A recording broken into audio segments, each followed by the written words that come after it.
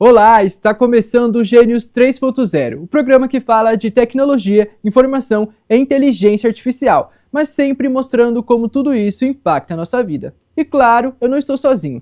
Quem está comigo é ele, meu parceiro digital, o Samuel. E aí, pronto para mais uma? Sempre pronto, Felipe. E o programa de hoje está imperdível. A gente vai conhecer uma pesquisa da Unicamp que usa inteligência artificial e avatares em 3D para tornar a comunicação em Libras cada vez mais acessível. Depois, vamos entender como o avanço da IA nas empresas da região de Campinas está mudando as relações de trabalho. E por que os especialistas já estão de olho em questões como privacidade, discriminação e responsabilidade no uso dessa tecnologia. E claro, no final do programa, tem as nossas dicas e as novidades do mundo da tecnologia. Já que você deu spoiler, então, Samuel, bora lá.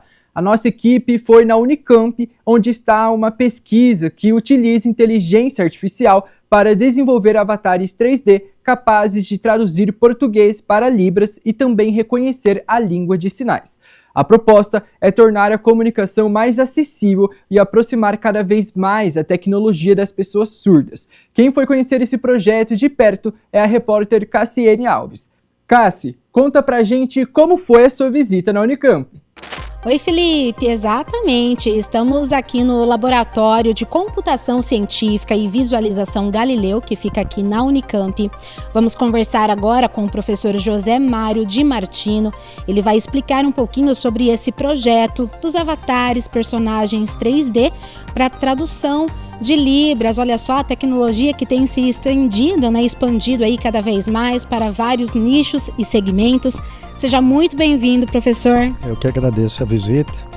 Então, estamos aqui no Laboratório Galileu, em particular, dentro do Galileu nós temos o Centro de Ciência para o Desenvolvimento, Tecnologia Assistiva e Acessibilidade em Libras. Um projeto financiado pela FAPESP, que é uma instituição de financiamento aqui do Estado de São Paulo, e conta com uma colaboração entre a Unicamp, a USP, o IPT e a Secretaria Estadual dos Direitos da Pessoa com Deficiência. O nosso objetivo aqui é desenvolver tecnologia voltada à tradução automática entre Libras para português e de português para Libras. Ao traduzir para Libras, a ideia é representar na forma visual, que é assim que acontece a língua de sinais, tá certo? E aí nós usamos esses personagens virtuais para apresentar a sinalização. Nós contamos com uma equipe hoje de 25 pessoas em torno disso, algumas delas surdas, que nos auxiliam aqui, porque é importante a participação dos surdos, para a gente construir algo, digamos assim, robusto em termos de tradução e de respeito à língua, a Libras. E, professora, há quanto tempo esse projeto está sendo desenvolvido? Quais os principais desafios e também os diferenciais dessa proposta? O centro em si existe, ou foi formado em meados de 2024.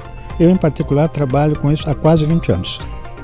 São muitos desafios. Acho que os desafios são, primeiro, entender a língua de sinais, entender Libras, tentar modelar essa língua para a gente conseguir fazer essa tradução automática usando ferramental de inteligência artificial. Para isso nós precisamos de dados, muitos dados, Uma parte do projeto é capturar esses dados, tá certo? Nós temos evoluído. Os desafios são grandes, tanto que não há nenhuma solução, e não é só no Brasil, no mundo inteiro, que faça tradução robusta de qualquer língua de sinais. Mas estamos avançando todos, toda a comunidade científica está avançando. Então, um pouco essa linha, esses desafios que a gente procura avançar ou pelo menos contribuir. Nós estamos hoje trabalhando com alguns domínios linguísticos, como a gente chama. Um deles é o processo de anamnese, que é de entrevistas médicas, Então, tentar construir um aplicativo que permita a interação entre um médico e um paciente, seja o médico surdo, seja o paciente surdo, tá certo? Pelo menos naquela entrevista inicial, para o médico mapear qual é a queixa principal, a doença principal, para ele eventualmente encaminhar para um especialista. Esse é um dos domínios que a gente ataca. Um outro domínio que nós estamos atacando é da interação dentro de veículos de transporte. Veículos aqui a gente tem carros, Uber, táxi, trem, avião, navio, e em particular esse esforço nós estamos fazendo junto com uma universidade alemã, né? E também parte por isso, precisamos coletar dados, precisamos mapear, né, a informação das línguas de sinais, porque aqui nós vamos trabalhar com Libras, nesse caso, e com a língua de sinais alemã, para a gente desenvolver os nossos algoritmos de tradução automática. Professor, e é interessante e curioso ao mesmo tempo como a gente percebe, né, o resultado final disso tudo, né, de acordo com a simulação, né, que a gente presenciou também, toda a parte de movimento e também expressão facial, isso tudo é feito, né, nos mínimos detalhes para que fique realmente mais próximo da realidade, essa acessibilidade mesmo, né? Então, é importante para nós exatamente conseguirmos registrar com precisão e com detalhe, tá certo? Como a língua de sinais é produzida. Isso envolve não só a movimentação corporal, tá certo? Postura corporal, movimentação das mãos, assim como as expressões faciais. O laboratório, né, tem equipamento, né, que tem nos auxiliado a capturar esses dados. Contamos, e aí eu vou com as nossas intérpretes e tradutoras surdas, que em particular sinalizam, oferecem, né, são informantes da língua. E a nossa ideia é coletar esses dados e analisar para a gente entender, extrair padrões de produção para a gente gerar, né, uma solução automática. Então, um pouco essa é a nossa linha mesmo. E todo mundo participa ativamente desse processo, né? Sim, como eu disse, são 25. É multi ou interdisciplinar, porque nós temos pessoa técnico, tem pessoa mais da área de linguística, tem pessoal da área de educação, tá certo? E também incorporamos os surdos. Então, nós dividimos, né, interagimos muito, mas há uma certa especialização de foco, né, de expertise, né, das pessoas, mas todos trabalham muito para desenvolver o projeto. Essas estratégias, abordagens de tradução automática, se quiser aprendizado de máquina, se a gente quiser chamar de inteligência artificial, elas aprendem analisando dados. Ela tenta extrair, reconhecer padrões, tenta entender como é que as coisas acontecem, são produzidas. Para isso a gente precisa ter dados, apresentar, para treinar, o que a gente chama de treinamento dessas abordagens, para ela ir extraindo, né, fazendo um levantamento estatístico, extraindo esses padrões. E a coleta de dados de uma língua é algo desafiador. E nós precisamos de muitos dados, não poucos, muitos dados. Quanto mais, melhor. Obviamente que a gente tem que ir caminhando, evoluindo e aumentando a nossa base de dados, mas esse é o grande desafio. Uma vez tendo alguma solução minimamente robusta, tá certo? Integrar isso a aplicativos para apoiar a educação, apoiar até aquela que eu mencionei antes, essa interação entre médico e paciente, apoiar a comunicação dentro de veículos, e pode você pensar em outras. Tudo precisa dos dados, e tem os domínios linguísticos. Nós aprendemos, infelizmente não dá para, num primeiro momento, aprender sobre qualquer texto, qualquer informação, nós limitamos para ir construindo e juntando esses domínios, esses focos de vocabulário, do que acontece numa interação naquele contexto. Eu acho que a tradução automática para apoiar, né, a comunidade surda que nós entendemos aqui, que é uma comunidade que ela é uma minoria linguística imersa numa outra sociedade que fala uma outra língua, elas precisam desse apoio, desse ferramental para isso. Muito obrigada, parabéns pelo trabalho. Eu que agradeço, muito obrigado. Tá aí então, Felipe, a gente fica por aqui, eu volto com você aí no estúdio.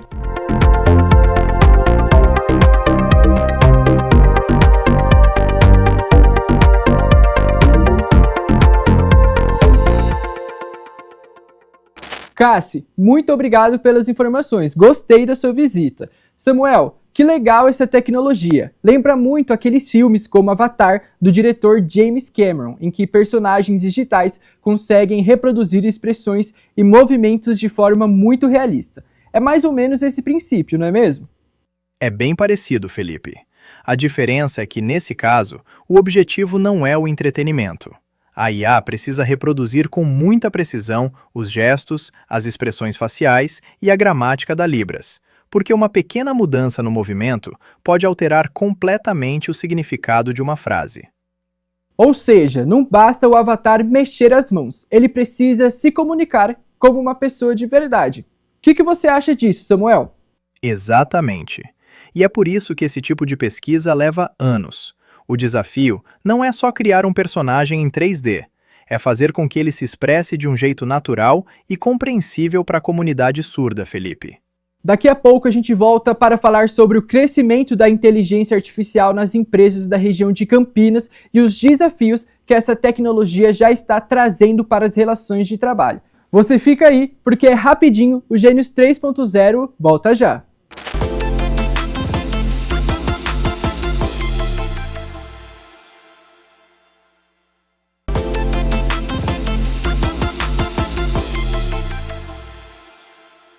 Estamos de volta com o Gênios 3.0. E se no primeiro bloco a gente viu como a inteligência artificial pode ser uma ferramenta para promover a acessibilidade, agora vamos falar sobre um tema que já está mudando a rotina de milhares de profissionais. A IA deixou de ser uma promessa e passou a fazer parte do dia a dia das empresas. Só na região metropolitana de Campinas, 58% das indústrias já utilizam essa tecnologia e outras 25% pretendem adotá-la nos próximos meses. O desafio agora não é mais saber se a IA vai fazer parte do trabalho, mas como usá-la de forma ética, segura e dentro dos limites da legislação. E para entender quais são os riscos, as responsabilidades e o papel da IA da supervisão humana nesse novo cenário, a gente conversa agora com a advogada especialista em Direito do Trabalho, Caroline Furlan Gibson. Seja muito bem-vinda ao Gênios 3.0. Olá, muito obrigada. Muito bom estar aqui com vocês. Caroline, para começar o nosso papo, a primeira pergunta que eu vou fazer para você é que hoje 58% das indústrias da região já utilizam inteligência artificial. As empresas estão preparadas para esse avanço? Olha, essa é uma preocupação muito legítima, né?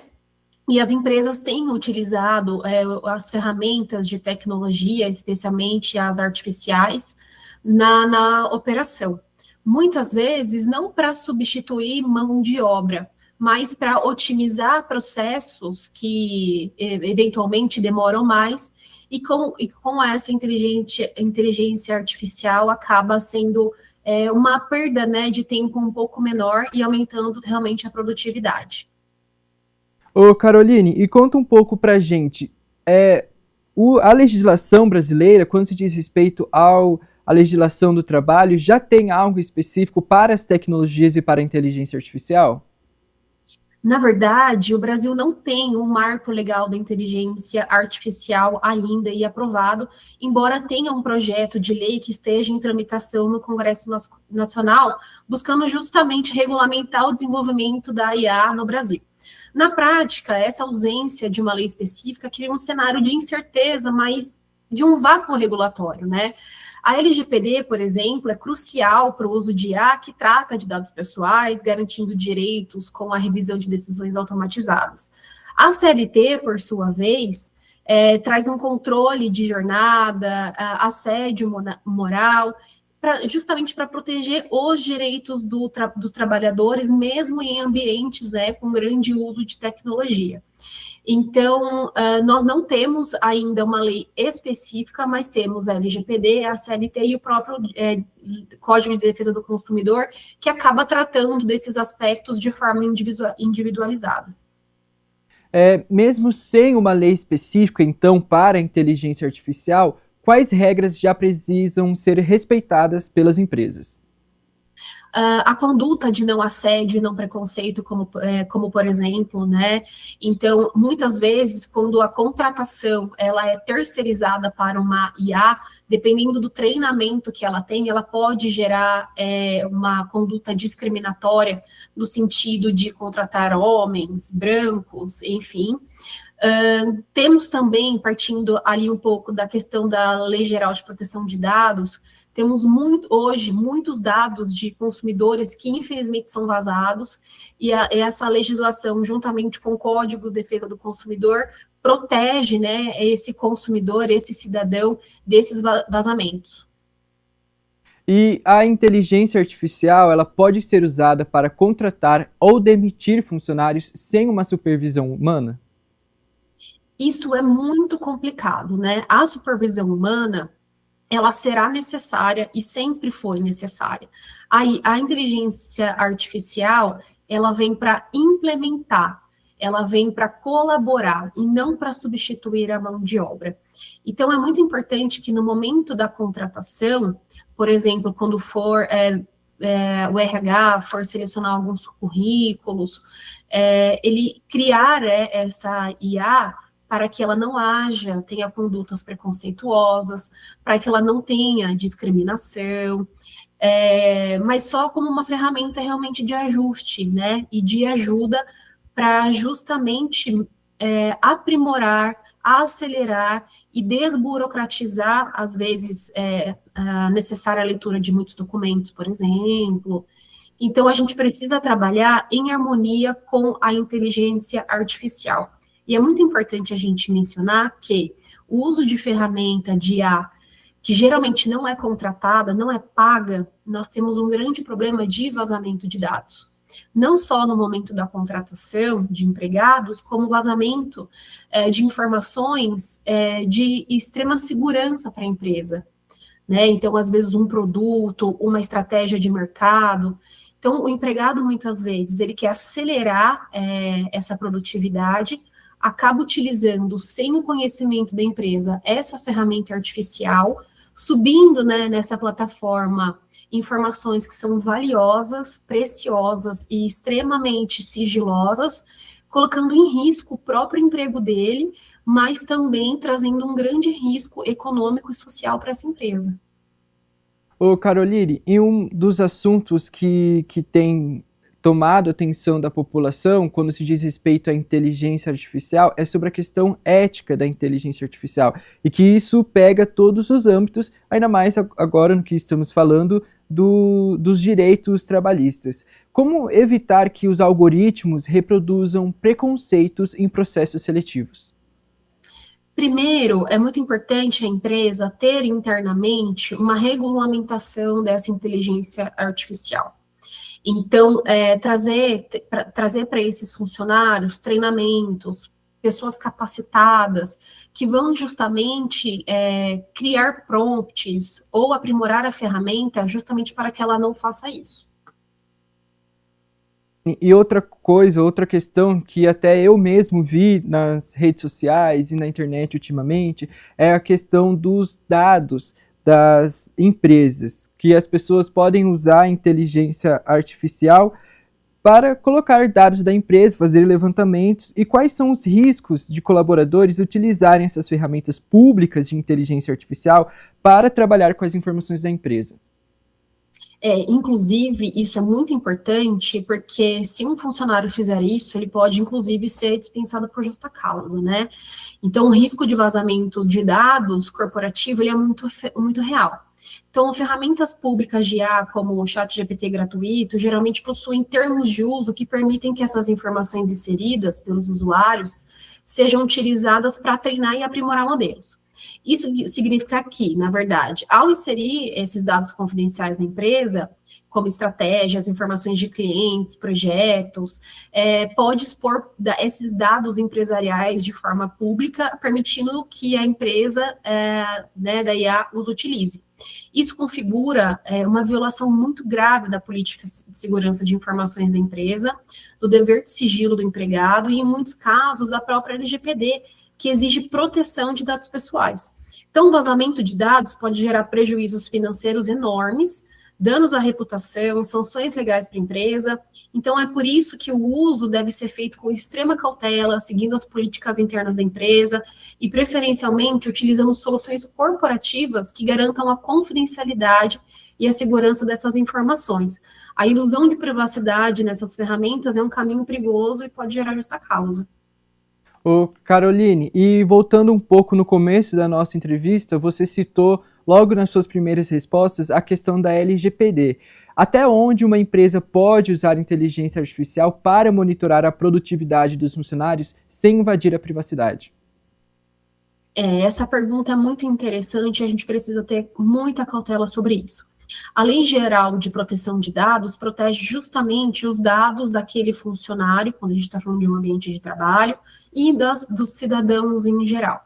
Então, é muito importante que as empresas, e isso pode ser caracterizado também, quando a gente fala do excesso de uso de IA, de produtividade, isso a gente vai para um outro patamar que pode ser de assédio, né? Então, assédio em que sentido? De entregar resultado, entregar resultado, entregar resultado. Então, primeiro, a clareza é muito importante e a transparência. A empresa precisa ter políticas internas sobre o uso desses dados, sobre como ela vai parametrizar e acompanhar, né, esses resultados. Então, primeira coisa, cautela. Elaborar internamente procedimentos internos válidos, trazer conhecimento para essas pessoas, e algo que é basilar em qualquer prestação de serviço, seja CLT ou qualquer relação humana, que é o respeito. Caroline, e agora encaminhando para o final da nossa entrevista, a nossa última pergunta sempre fica para o meu parceiro digital, o Samuel. Samuel, e aí, qual é a sua pergunta para a Caroline? Caroline, para quem está começando a implementar inteligência artificial na empresa agora, qual é o primeiro passo para usar essa tecnologia com segurança, com responsabilidade e sem criar problemas trabalhistas? A tecnologia, por mais avançada que ela seja, é uma ferramenta. Ela não possui ética, empatia ou capacidade de discernimento moral. O olhar humano é essencial para auditar e calibrar os algoritmos, humanizar a gestão, interpretar dados com contexto, garantir ética e conformidade e promover a saúde mental dos líderes. Então, o bem-estar dos colaboradores não pode ser um mero indicador de produtividade algorítmica, né? Então, resumindo tudo, o olhar humano é o guardião da ética, da justiça e da humanidade nas relações de trabalho e para um mundo cada vez mais tecnológico. Tá certo, então, Caroline, muito obrigado. Obrigado por aceitar participar com a gente do Gênios 3.0 e tirar essas dúvidas muito importantes para um assunto que está cada vez mais presente no nosso cotidiano. Eu quem agradeço a oportunidade, foi muito bom colaborar com vocês. Obrigado. Samuel, uma coisa ficou muito clara nessa conversa. A IA pode até ajudar a tomar decisões, mas a responsabilidade continua sendo das pessoas. Exatamente, Felipe. A inteligência artificial é excelente para analisar grandes volumes de dados e identificar padrões, mas ela não entende contexto, empatia, nem as particularidades de cada situação. Por isso, a decisão final precisa passar pela análise humana. E isso vale tanto para quem contrata quanto para quem usa essas ferramentas no dia a dia. A tecnologia pode acelerar o trabalho, mas não substitui o pensamento crítico, não é mesmo, Samuel? É isso mesmo. E esse talvez seja o maior desafio da IA nos próximos anos: encontrar o equilíbrio entre automação, produtividade e responsabilidade. Quem conseguir usar a tecnologia como apoio e não como substituta das decisões humanas, vai estar um passo à frente. E no próximo bloco tem as nossas dicas de tecnologia, ferramentas de IA para o dia a dia e, claro, o tutorial da semana. Mas você fica aí, porque o Gênios 3.0 volta já!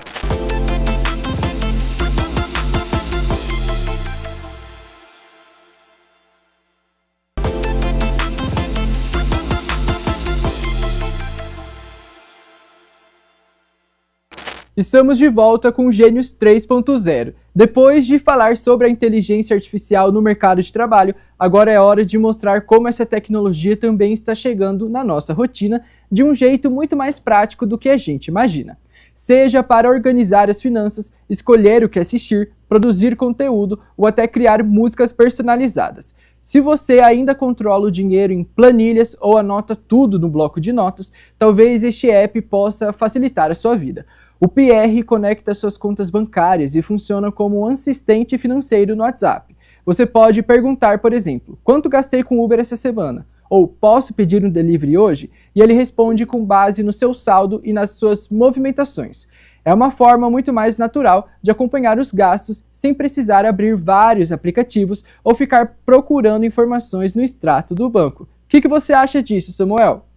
E o mais interessante, Felipe, é que você não precisa ficar caçando informação em extrato ou pulando de aplicativo em aplicativo.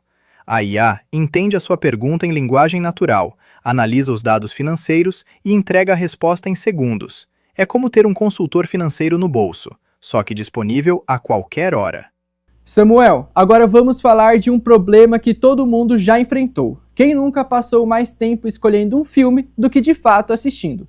O Cine Menu quer resolver exatamente isso. O aplicativo reúne as plataformas de streaming que você assina, analisa o seu histórico, o seu perfil e até o seu humor no momento para montar um verdadeiro cardápio personalizado de filmes e séries.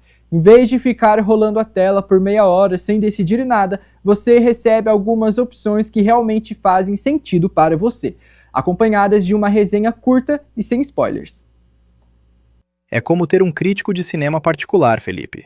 A IA entende o que você gosta, cruza isso com o catálogo dos streamings e entrega sugestões muito mais certeiras. No fim das contas, a tecnologia deixa de ser só um mecanismo de busca e passa a entender o seu contexto para te ajudar na decisão. E olha só isso que eu descobri, Samuel. Se você gosta de música ou precisa de uma trilha para estudar, trabalhar ou simplesmente relaxar, o Suno e o Udio mostram muito bem como a IA também está mudando a forma de criar conteúdo. Basta descrever o estilo que você quer ouvir, como uma música lo-fi para concentração, uma trilha épica ou até uma canção sobre um tema específico, e em menos de 1 minuto a plataforma gera uma música completamente inédita. É uma experiência que até pouco tempo atrás parecia coisa de filme de ficção científica. O que você acha disso? O mais curioso, Felipe, é que a IA não procura uma música pronta. Ela compõe uma música nova, na hora, com base no que você pediu. É como ter um estúdio musical e um compositor à disposição sempre que surgir uma ideia. E isso mostra como a IA está deixando de ser só uma ferramenta de consulta, para se tornar uma parceira no processo criativo. E agora vamos ao nosso tutorial da semana. Se você está planejando um passeio, uma viagem rápida ou até um fim de semana diferente, a inteligência artificial pode montar um roteiro completo para você. É simples, abra um chat de IA e escreva mais ou menos assim: monte um roteiro de um dia para mim em Campinas. Quero passeios culturais, um almoço com preço médio e um lugar para terminar a tarde ao ar livre. Você também pode informar o orçamento, dizer se vai sozinho, com a família ou com amigos e o tipo de passeio que procura. A IA organiza o dia em ordem cronológica, sugere restaurantes, calcula o deslocamento entre os locais e monta um roteiro personalizado em poucos segundos. Eu achei muito prático. E você, Samuel? E tem um detalhe importante, Felipe. Quanto mais específico for o seu pedido, melhor fica o resultado. É como conversar com um guia turístico que conhece os seus gostos e monta o passeio sob medida. A IA economiza o seu tempo, mas a experiência continua sendo sua. E assim chegamos ao fim de mais um Gênios 3.0. Hoje a gente viu como a inteligência artificial está presente em áreas muito diferentes, da acessibilidade ao mercado de trabalho e, claro, nas pequenas tarefas do nosso dia a dia. Não é mesmo, Samuel? E talvez essa seja a maior mudança que a gente está vivendo. A tecnologia deixou de ser algo distante, restrito a laboratórios. Ela está nas decisões que tomamos, na forma como trabalhamos, como nos divertimos e até na organização da nossa rotina. E o desafio continua sendo o mesmo: usar essas ferramentas com inteligência, senso crítico e responsabilidade. É isso aí. Obrigado pela companhia. Na semana que vem tem mais tecnologia, mais inovação e mais conversas sobre o futuro que já está acontecendo. Até o próximo Gênios 3.0. Até mais!